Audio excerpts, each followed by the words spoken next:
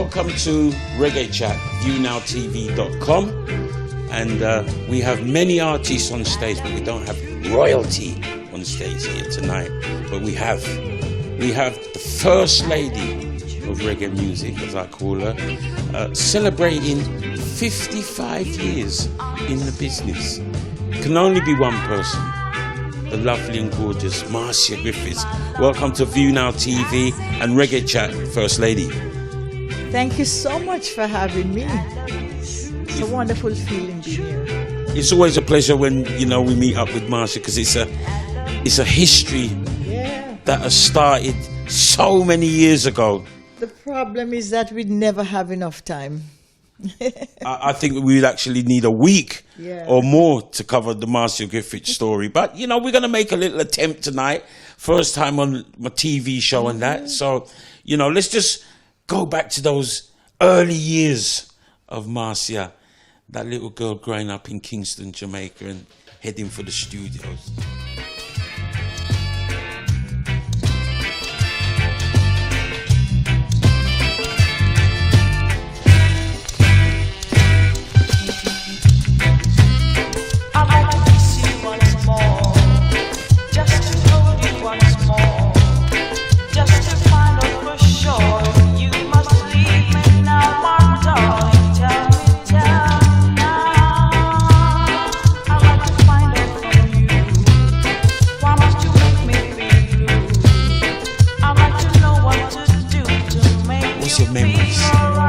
Just reminiscing yesterday, myself and King Sounds were just talking about the days that we have seen it all. My generation, we have seen it all. There's no way this generation can ever imagine the experience that we have had. It was beautiful. Getting up, going to Studio One is like a 9-to-5 job. You're clocking. You're going early. You're looking forward to the whole day because you're going in the music, in the heart of the music and the icons and the legends that I have been hearing about from a little girl. And I look forward to just taking the bus from where I live and going to Brentford Road every single day. I met Sister Rita, Bob, the whole host of icons, Ken Boo, Delroy. Bonnie was the only person I knew then because we go way back. But going to Studio One every day, we go in the studio like it's a job. And if Ken Boo is singing, we are harmonizing. And if I'm singing, Ken is harmonizing. It's just yesterday we were talking that Ken sang harmony on Feel Like Jumping. Yes. What was your first hit at Studio One? Was Feel Like Jumping? Feel Like Jumping, 1967. Oh my gosh. Yeah. But when I went there first in 64, Mr. Dodd did everything to find a hit song for me. And what he actually did was having me doing duets with every male artist, just seeking for a hit song. Bob Marley, Bob Andy, Tony Gregory, Free Eye, every single soul. But it was never happened until 67 with Feel Like Jumping.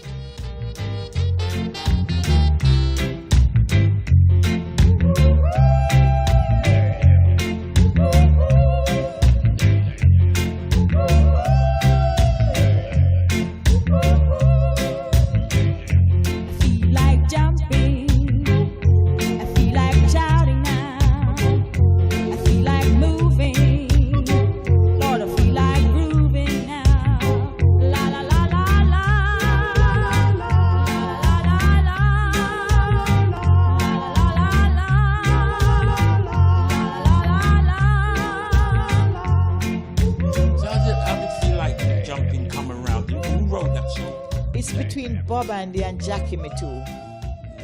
And it was specifically written for you, or you heard it and you just thought... No. It was specifically written for me. The rhythm came first, and because Jackie is the one in the background saying, "Day, feel like jumping, day." But it's between the two people, Bob and Jackie. And when it hit, what was the feeling like? Here we have this young girl, Studio One, 3 years down the road, and you've got a major hit on your hand. What was it like? It was a wonderful feeling because In those days, we're not thinking about money or looking for no pay. Everyone is just there with a story to tell, and it's through the music that we want to express it. So that's the reason why I usually say those songs will forever be golden longevity songs, because the ingredients that went into those songs, sufferation, innocence, purity, love, honesty, name it. It was just all good ingredients. We just wanted to express ourselves in the music. No one thought about any money at the time, you know. What was it like working with Cox and Dodd? Wow. We heard so many stories. So many stories, and everybody, most people come and they knock that man and they thought the worst things. I can only exalt him and say, thank God he gave me the opportunity. I would not have been sitting here with you today had it not been for Mr. Dodd. He gave me that opportunity to go in as a young little girl, to express myself, to sing. And I had no vision that I would end up, you know, this is my career.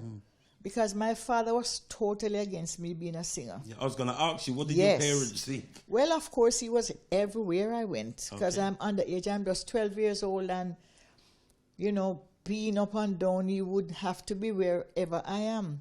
So he didn't endorse me at all being a singer. So I am thankful to Mr. Dodd. And what about your mum? Was your mum up for it? Poor thing. She was, anything we did to her, she was just one quiet, innocent person. Never said a thing. She just meant well for everyone, you know, but she never opposed anything on anyone. Oh, that's where I know you get the calmness from your mum. Yes, it's true. So, you know, you've had Feel Like Jumping. What was the next move? Did an album come from that, or there's a few more songs? Never. It was always just singles. Bob Andy was my writer then. He wrote all the songs I did at Studio One. Melody Life, Truly, Mark My Word, Tell Me Now, Feel Like Jumping, all those songs. So it was just single after single. And I had this song with Free words. But we never had an album. It was not until I left Studio One that Mr. Dodd actually put an album together. Compiled it. Yes. Compiled it, really, yes. You know? So on leaving Studio One, what was your next port of call? Harry J. Whoa. I remember when Harry J used to pass by Studio One. Oh my goodness. And Mr. Dodd look and see him. He would just chase him away. Because he saw us talking to him and he knows that he has an intention to teeth you away. Yes. So we went to Harry J and Magic. You know, it's just yesterday again. We were talking about Harry J, Winston Francis and myself, how lucky Harry was. He was blessed because everything he touched turned gold. Because we went in innocently and did a cover version of Nina Simone's Young, Gifted and Black. Young, gifted and black. Oh, what a lovely, precious dream. To be young, gifted and black. Open your heart to what I mean. The whole world, you know, there's a million boys and girls who are young, gifted and black. And that's so sad. And to my surprise, number 2 on the British charts. Before I knew it, we were coming to London to do Top of the Pops. And the rest is history. Yeah, I mean, you know, one of the great pictures is of you and Bob performing on Top of the Pops, Afro, flares, and the young Marcia with the Afro there looking very elegant. What was shocking, you know, it was, this song is portraying black awareness and black consciousness, but when we came to London, our biggest audience and fans were skinheads, the white skinheads, you know, so it was just strange. Because it was a very political time those times as well, Yes, isn't it, you know? yes, so yes. Young, Gifted and Black kind of just dropped in straight away, straight there. Yeah, for real. And when you came, that was your first out into London, obviously. Well, of course, I went to Germany before in Munich, and it was my return going back to Munich to complete an album with Mr. Huber, I was just signed to, that we got the news that the song was number 2 on the British charts.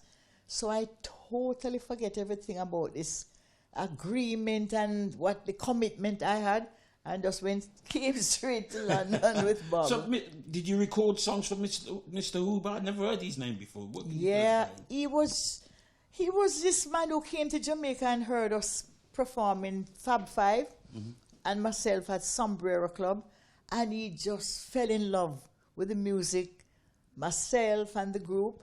So he took us across to Germany, and we performed at a couple of clubs. Went to Berlin. He flew us to Berlin, and I recorded 2 songs in German language with a 30-piece orchestra. Wow. Did those songs ever see the light of day? Yeah, well, they were Philips Record released those 2 singles, Right. but don't ask me about that language. It was the toughest thing and the hardest. I've never seen, I was just next door learning, trying to pronounce with this throat thing, and then going back in the studio to sing these words I've never heard in my life, to pronounce a different language. And I am a Jamaican, we barely speaking English, much less German. So you can imagine the task it was for me singing 2 songs in German language. But thank God that experience was beautiful. And the whole sort of surrounding the media and everything, when you came to London, there was a lot of excitement with Young, Gifted and Black. Wow, I was totally knocked out because I didn't know so much things was going on, because Tony Blackburn was the person hosting that show, Top of the Pops. Yeah. So to my surprise, after Top of the Pops, we were immediately booked to go to places like Manchester, Sheffield, Birmingham, all over UK. So I'm saying this song has been doing extremely well before I even found out what was happening. So it was like an extensive tour all over the UK. We went to Amsterdam as well. And everything just happened so fast. Very fast. So when you got back to Jamaica, what was it like? Here we got Feel Like Jumping, then all of a sudden Marcia Griffiths and Bob Andy's taken off to London. They're all over Europe. And amongst the first, to have a big chart hit. Yes. And you returned back to Jamaica. What was it like? Well, we went back there with a whole lot in our hands, because having had this hit now, everybody wants us to be here, there, and everywhere. So we were there as well. The song became a big hit in Jamaica as well. Besides, the only follow-up song as a duet from Bob and myself was a song that Mr. Dodd owned, called Really Together, Okay. Bob and Marcia. Yeah. So immediately he released that song as a follow-up, because nobody else had a duet Okay. with us, So we were everything was just going so fast, and a whole lot of work all over the place. And was it a bit daunting? Was it daunting for you? Yes. As a young girl, was it a bit too much? Well, I had a guardian traveling with me, Oh, David Banks. okay. So what happened now, they sent back, Lee Gopthal from Trojan Records sent back for us. We came back into England, and he gave us a place to live in Lewisham. And that's where we started recording the complete album. And they added the strings to Young, Gifted and Black, which gave it, that was like the icing on the cake. Yeah. Really beautiful. Then after completing that album, Young, Gifted and Black, the following year, I think we lived there for almost 2 years. And then we ended up doing another album. Always contemplating what to do, just in case you're wondering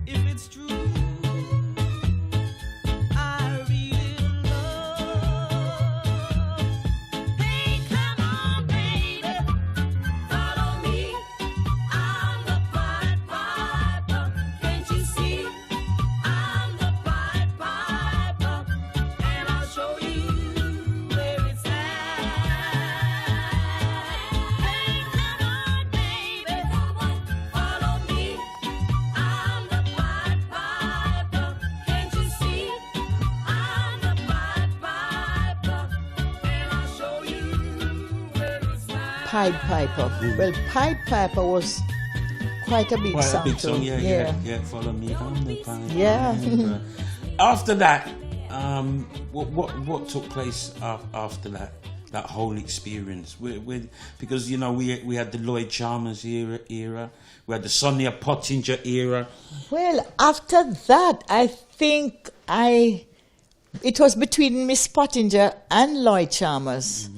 And, you know, a lot of people don't know this story. I don't even know if Ken Booth himself knows that the song that his big hit song, Everything I Owned, was a song that I chose from an album that Lloyd Chalmers gave me to learn a track. But the track never appealed to me, the track he gave me. But I was just curious about this female singer and decided that I'd just play the album, the entire album, and I heard the song Everything I Own. And I just loved the song, and I kept playing it over and over. And I called Chalmers right away and I said, Chalmers, come up here, because he was living close. And I played it for him and I said, this is the song I love on the album, not the one you give me to learn. We went in and we laid the rhythm, same rhythm that Ken is on. We laid that rhythm, and I don't know if it's the devil or what, but I can't say it's the devil. We blame everything on the devil. But for some unknown reason, some misunderstanding with Bob Andy and himself, and it was one talk. Yes, Ray. And I ended up not going in the studio to voice a song. And he loved that rhythm because he recorded that rhythm. And one thing I can tell you about Lloyd Chalmers, he's one of the best producers I know. Yeah, I was going to ask you that. All his rhythm is just danceable. You feel it, and I can't find the adjectives to describe when he produces. And he himself loved that rhythm that was laid. So he gave Ken, of course, gave him the album, asked him to learn the song. Ken went in and voiced the song. And the rest is history. I'm telling you. But you know, Lloyd Chalmers.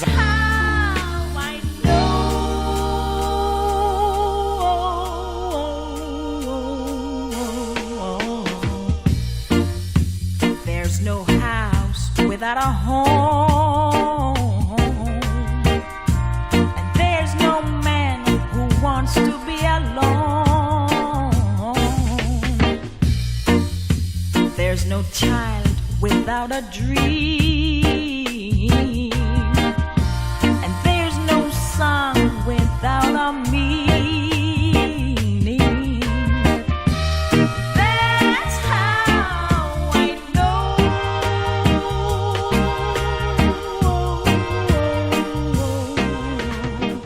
That album that you done for him, Sweet Bitter Love. Yeah. Where would you rank that album in the whole Marcia Griffiths catalogue? I mean, it's a catalogue that is just immense. But that album, from the front cover, you know, the picture of you in the sea there with the afro and the yellow vest, from the front cover right the way through Sweet Bitter Love and all those songs on that album, where would you rank that album?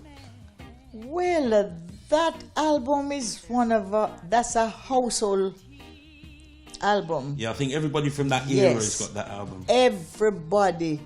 And it's funny, you know, that song Sweet Bitter Love, it was one of my favorite songs.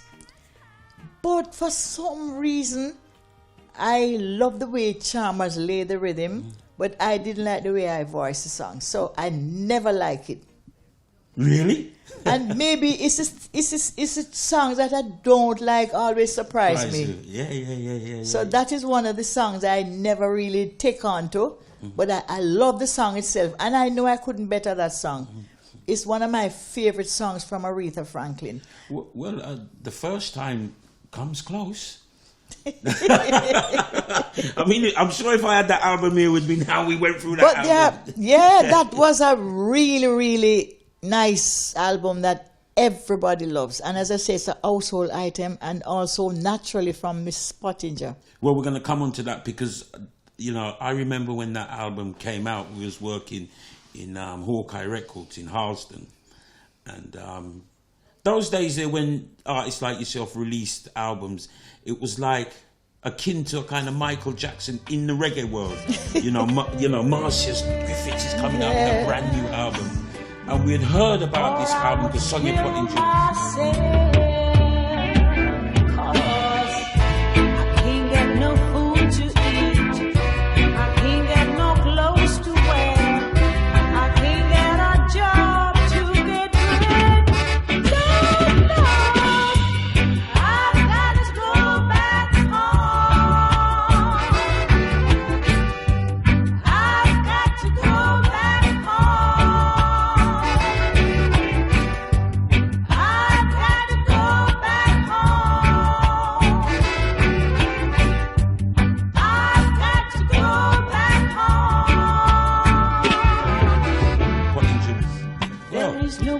Only female producer. Yeah. Is that so? I can't remember it. I don't even know if we got female producers today of No. that ilk. No, I have never seen another one. So we got Marcia Griffiths, top lady, Sonia Pottinger, up and coming producer. Naturally, how did that album come about? I mean, how did you manage to link up with Sonia Pottinger? I am not so sure who introduced me to her, but from the moment I met her, it was myself and Judy Mowat. Right, yeah. From the moment I met her, she was just so good on her speech, and she just captured my heart. And as a woman, I think she understands, another woman's feeling and the abuse in the male-dominated world of this music. So I just found comfort with her, and I could relate to her as another woman, and I saw her as a mother, as a sister, as a friend. And I would go to her with every problem when I couldn't go to another producer.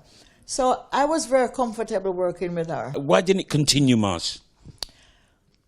Well, it did not continue for many reasons. I was always traveling, and I remember one particular time she called me and said she had something for me, and I went down to see her.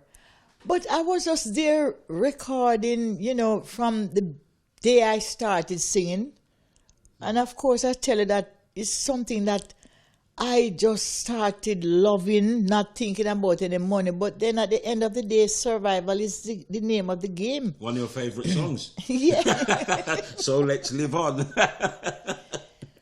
But when I went down there, I was very disappointed,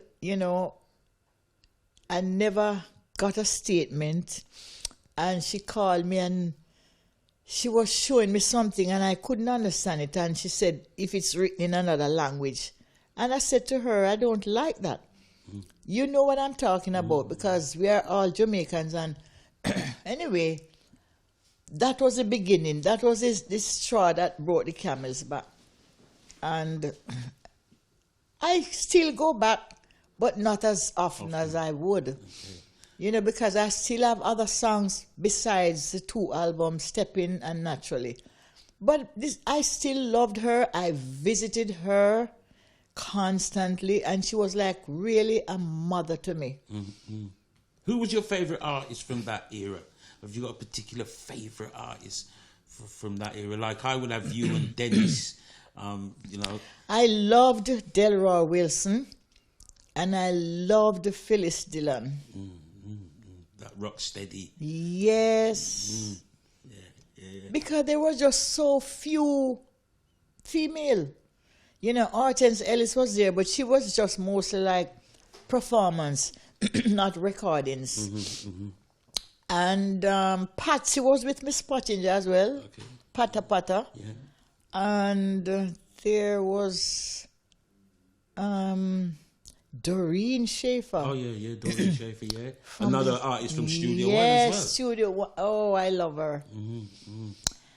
Well, Delroy, I found Delroy to be amazing.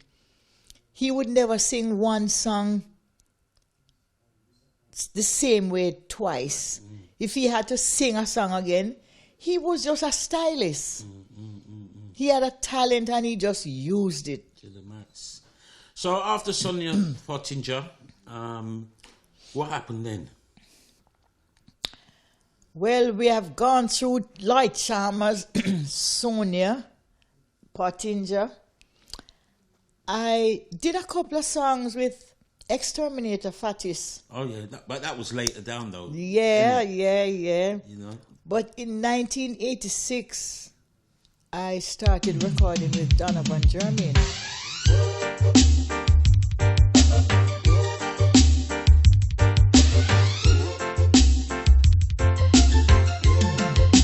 Don't let me down.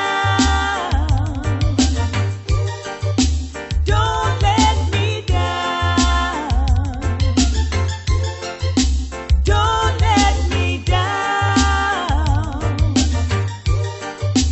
Don't let me down. Nobody ever loved me like you do. Oh, yes, you do me. Oh, yes, you do. And if somebody loves me like you do me, oh, yes, you do me. Oh, yes, you Donovan Germain from Penthouse. And believe me, that decade of the 90s, it was like a climax for me. Because that's where I did all the collabs with Barry Salmon, Buju Banton, Tony Rebel, Cutty Ranks, almost everyone. So you know, here we got we got to touch on the Bob scenario. No, but before that, there was just this big vacuum in the music business when Bob Marley passed. And it's like the music had no direction.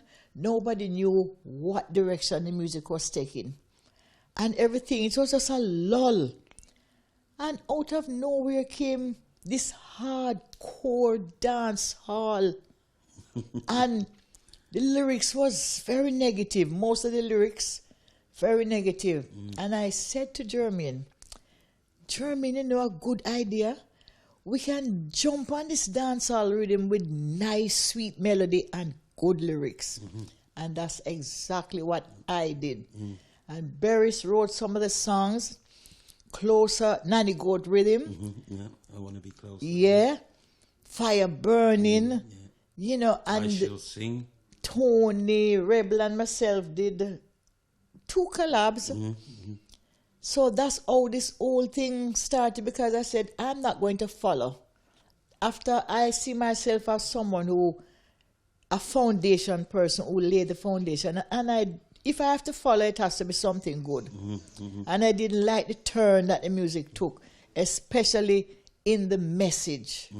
And the message is, to me, is the most important thing. You know, we just put the message with the music, and that's how we come to be special people, that we can send message, teach, educate, and uplift through the 4 corners of the earth, through the medium of the music.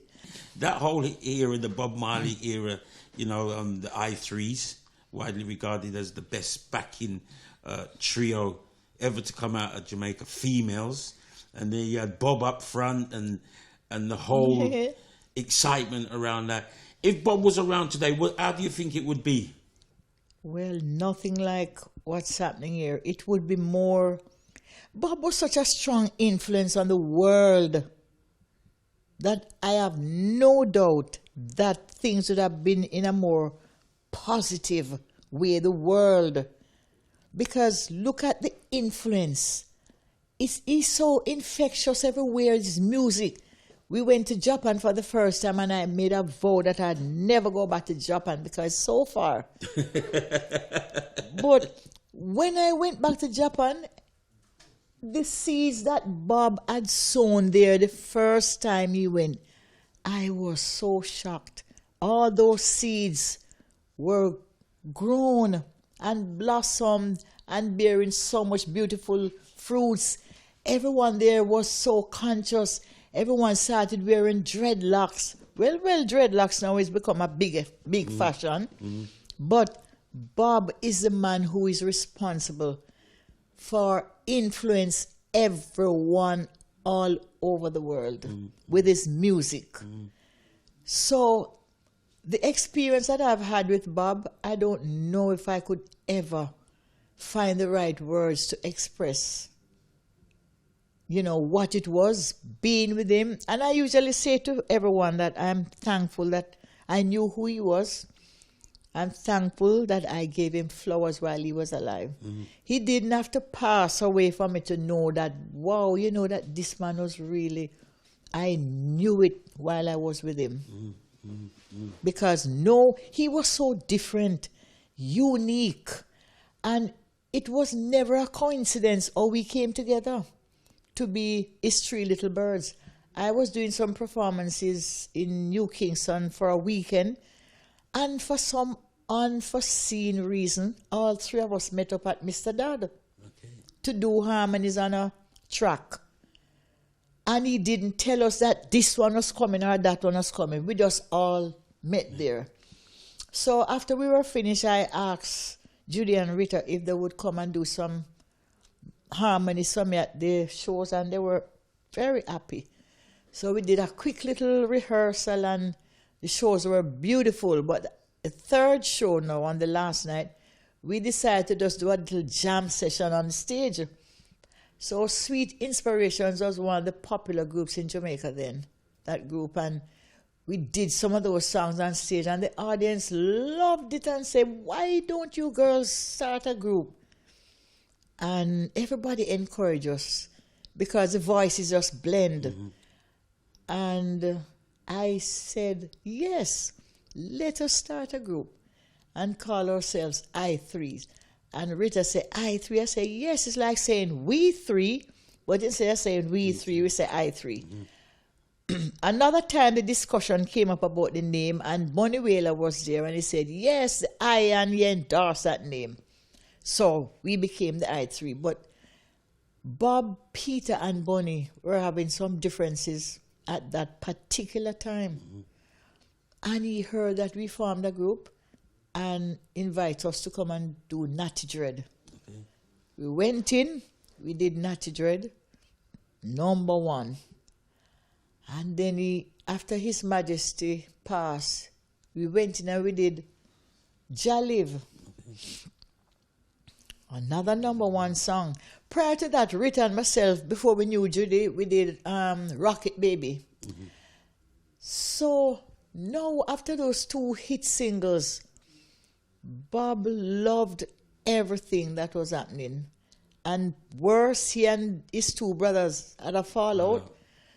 So we became his 3 little birds, and of course, like I said, the rest is history. Yes. Toured the world. Yeah, we toured the world, and I saw this man. I don't have any doubt that this man was sent truly by the Almighty God. No doubt. So after the passing of Bob, you was in a bit of a limbo? Was you in a bit of a limbo after That's passing? what I'm telling you. There was a gulf, a lull, nothing. It was just a stillness. Nobody. It was a shock, and nobody didn't want to take up, the button, and it was just there. And everybody is waiting and wondering what is going to happen now. And that's when I tell you this hardcore thing just came up. Yeah, well, it was the coming of the computer age at them times there. But you was fortunate enough to, like you say, work with Donovan Germain and link up with people like Buju and Beres and Cutty, like you said before. Yeah. What was it like now? Because you're an elder to people like Buju, and they were young boys. And he was 17 there you go. When he came to Penthouse. And there we've got now this young, brash Buju and Cutty and all these people working with the First Lady. Well, one thing I can tell you, they were all so happy to do collabs with me, It was, and then we're doing it live. It's not like I am putting my voice down and we were doing it. So we had a connection.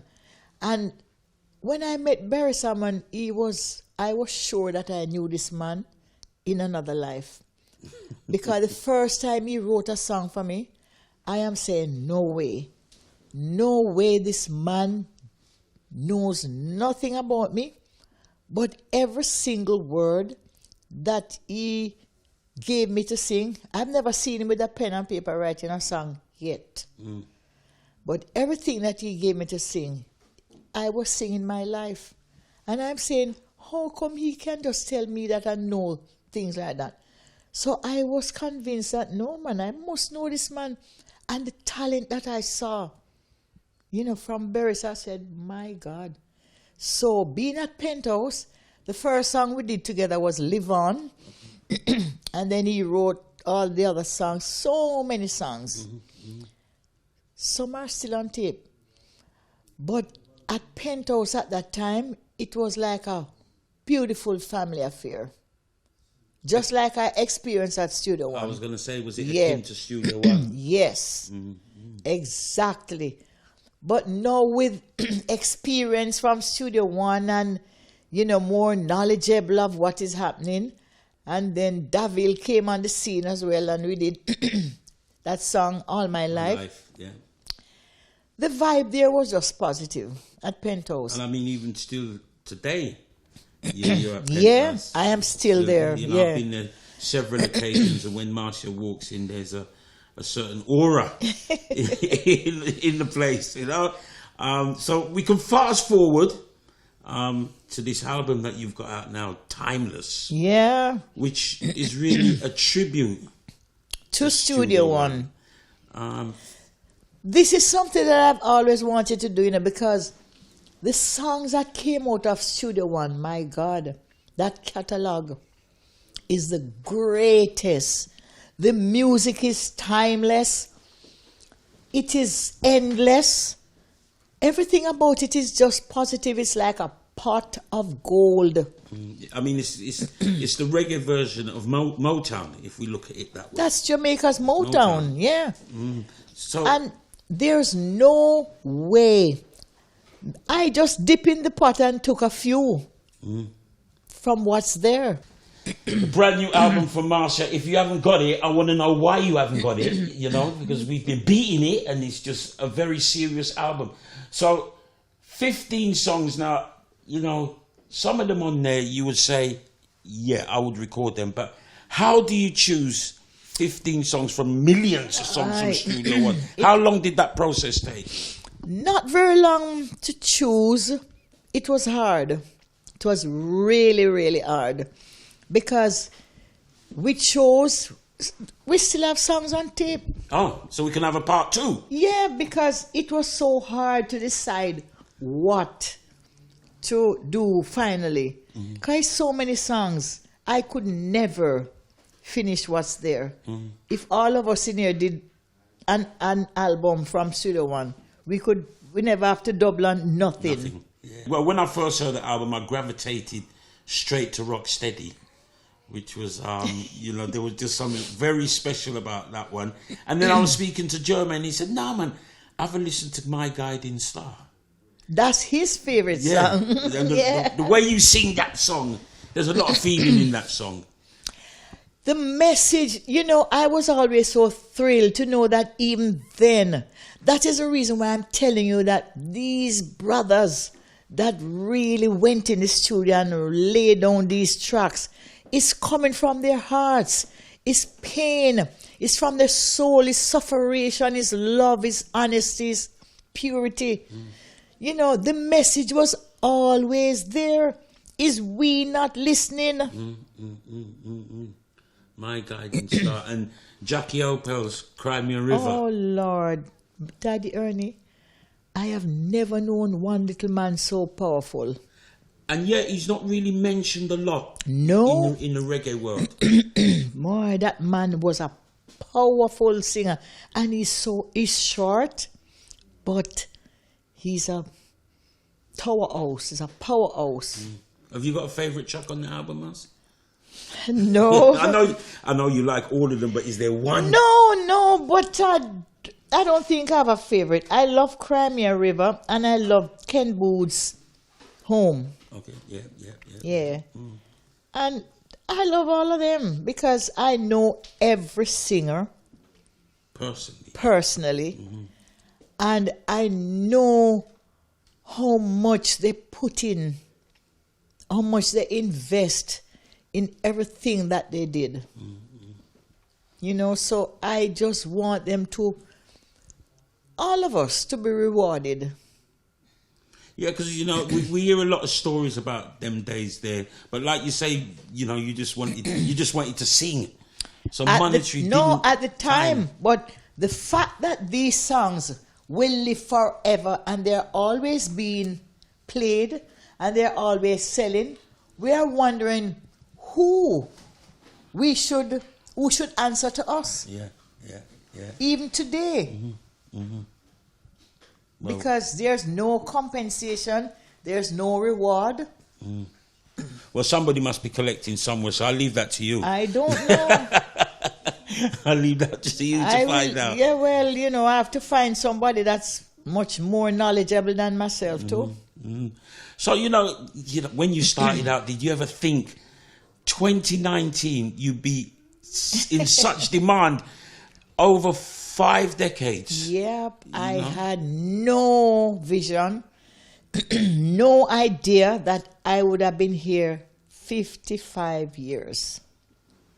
And I was told, but I know still, I just don't say these things, that there's not another woman in the business that has lasted, you know, as long as myself. We ain't even got to talk about that much because the name Marcia Griffiths alone, you know that there ain't no other female that's lasted that long. You know, I don't even know how I managed to do it. I don't have a clue. All I know is that I'm thankful that the business is no more male dominated. And the only thing I'll say with my own mouth is that to hear the younger female admits in interviews that I was their inspiration and their role model, it's enough for me to know that I've inspired all these younger female.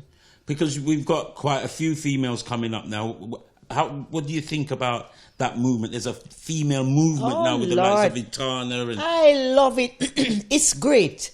We have everything now. We have a little spice, we have a little coffee, we have a little nutmeg, we have everything. And the topping is the Marcia Griffiths. Well, I am well, they usually call me the mother. Yes.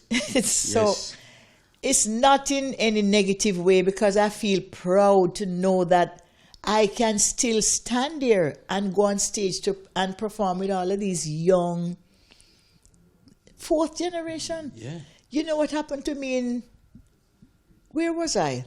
I was knocked out when I saw myself on stage performing with the 3rd generation who is Skip Marley. Oh.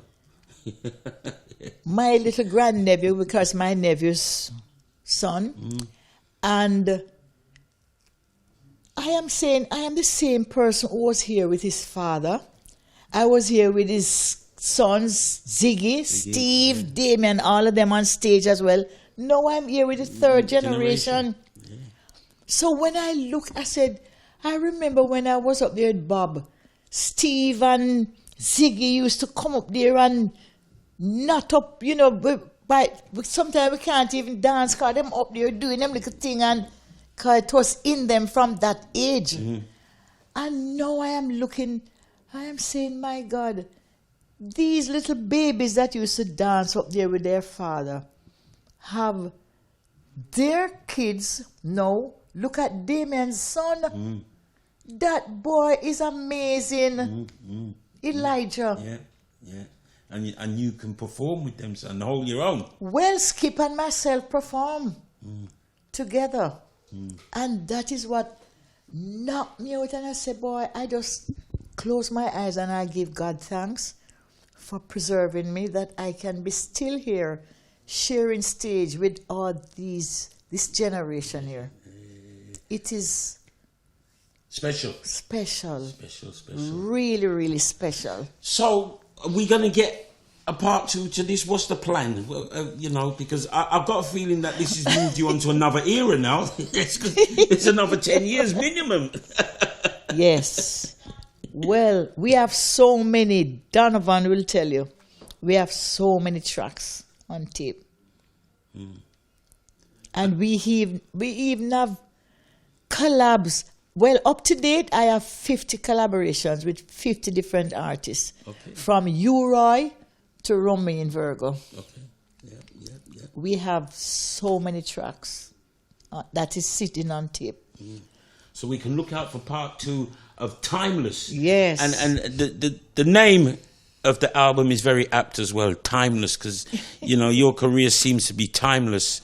And before we wrap up, you know, that Budger show in Kingston, Jamaica, earlier on in March, you know, when you came out on stage, that was, for us who was there, it kind of brought tears to our eyes, because the embrace that you and Budger had, it was special. It was like a mother saying, welcome home. I never thought it was so visual to people, because everyone was saying that he just seemed like he just got so comfortable when I went out there, because I've known him since he was 17. And every time he talks about me or he introduces me on stage, he would always give the story of what I always do to him or do for him as a mother figure.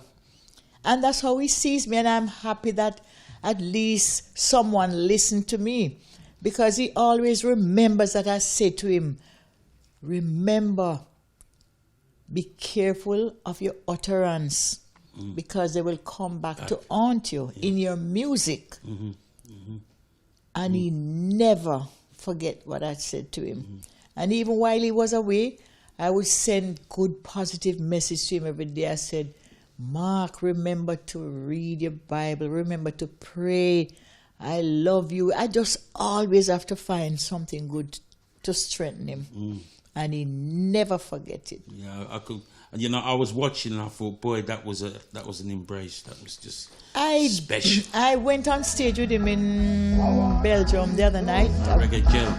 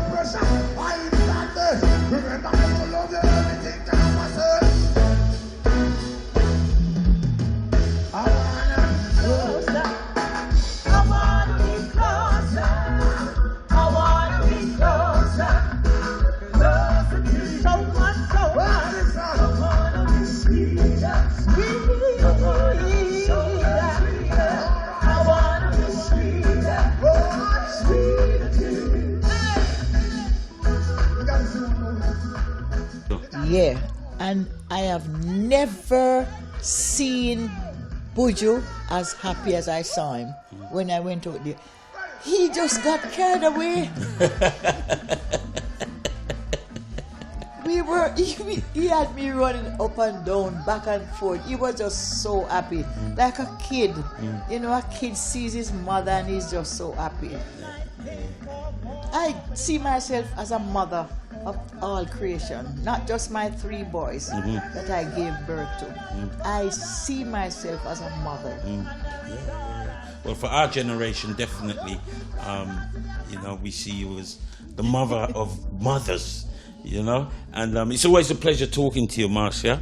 Same here, you know, Daddy Ernie. We've been buck up all over the world, and I've had the privilege of bringing you on stage many times, and we've had some serious reasoning in Jamaica and phone calls, and you know, it's for me, you know, to know that I can actually call Marcia Giffiths. We make sure you have the copies first. Yes. And you know what I love about you, Daddy Ernie?